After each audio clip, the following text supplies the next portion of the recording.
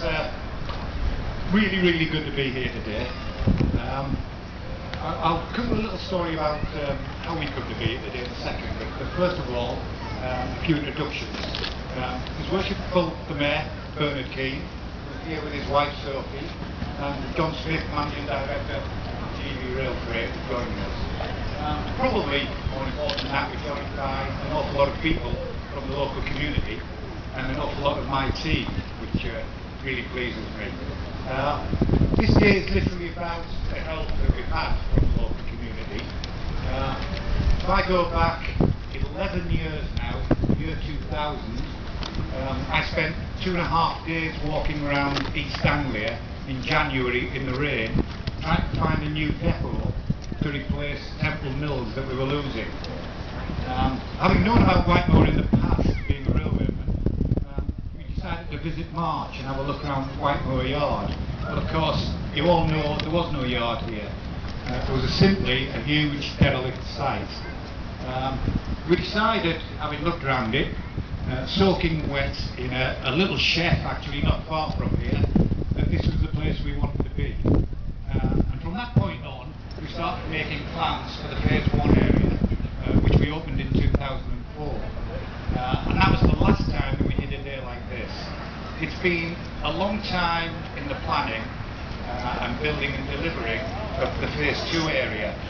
But eventually we got there. We decided what we wanted to do here. I got a team around us that could deliver what we wanted here. But more importantly, the people of March, the council, Cambridge Council, everybody involved gave us fantastic help to bring more jobs back to March.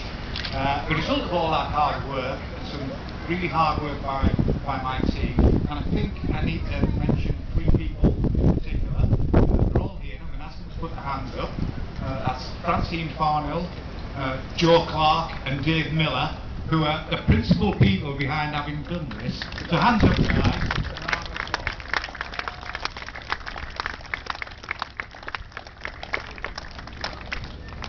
So we come to all this and all of the investment that we've done, and investment is a strange term sometimes, but we put quite a lot of money into building this, and what it was really about was about building a sustainable railway.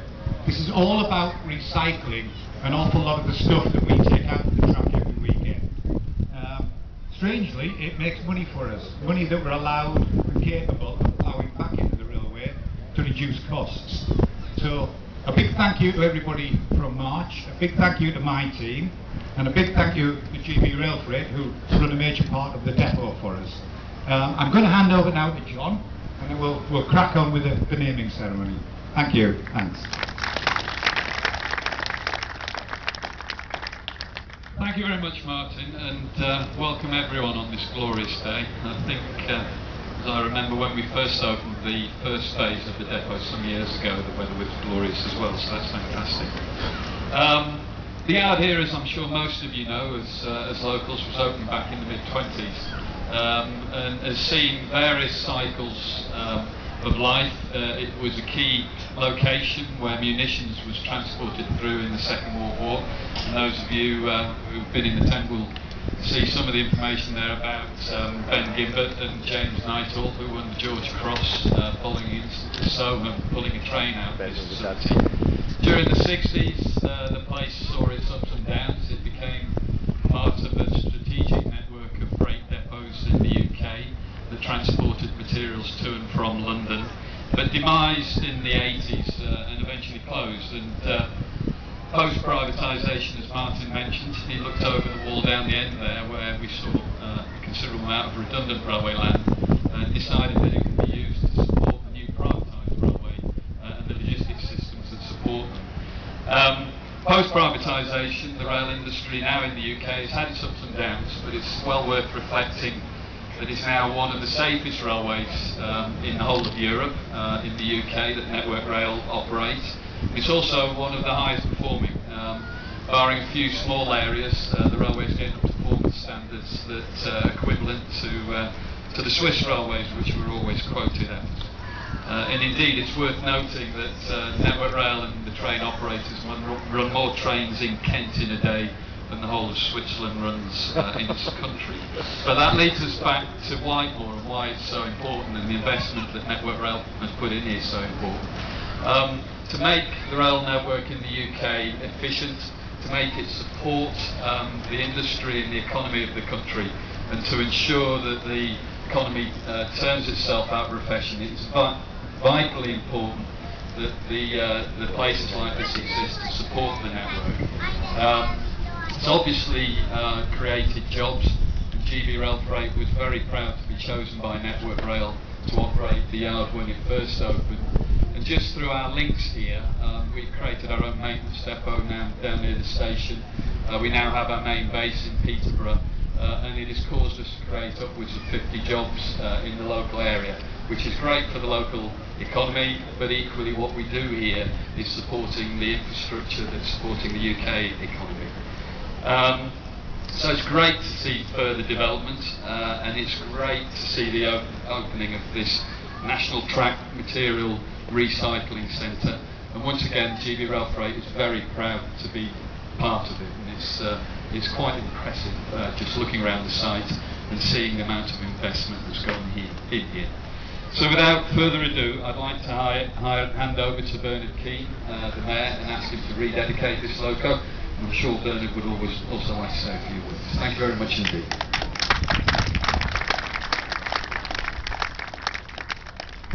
Well, as a foreigner to March, I've only been here 30 years. When we got here, we heard all about the railway town. It's gone by then practically. And we heard all the stories about the railway, what it used to be, and how the Indians at New Year's Eve used to blow their whistles. Nothing, everything, but it was actually fantastic. It was lovely to hear the stories from the old railway people. There's lots of them still here. There's quite a lot here today, I'm sure. But quite honestly, this is fantastic. I mean, we've heard stories about coming initially. The prison came. We thought, well, that's it. We're not going to see any more railway. And suddenly they started. And in 2004. Opened the first one. It wasn't like this. I mean, a while I saw the muck and filth and everything. But look at it now. Oh my goodness. So there we come to now. It's fun. I would say when I walked through the entrance here, I saw this expansive concrete alone. I mean, the work that's gone on is just tremendous. It's all just happening. You don't know about it. Nothing in the paper. It's just happening. And we come through, and there's been so many interesting stories of everything that's happening. We're talking about 60+ jobs here. March, I'm told, is the only one like it in the country, and the country's going to look upon March for advice and all this sort of thing. So March is on the map, thanks to Rail Track with British Rail and everybody to get to the railway. So really, I'm sure that you'll bear me out in what I've just said. It's quite fantastic this is happening.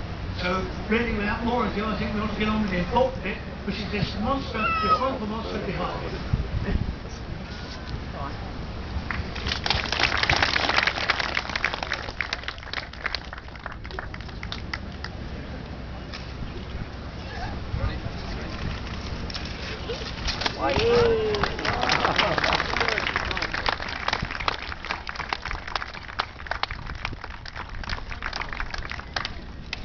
Thank you, everybody.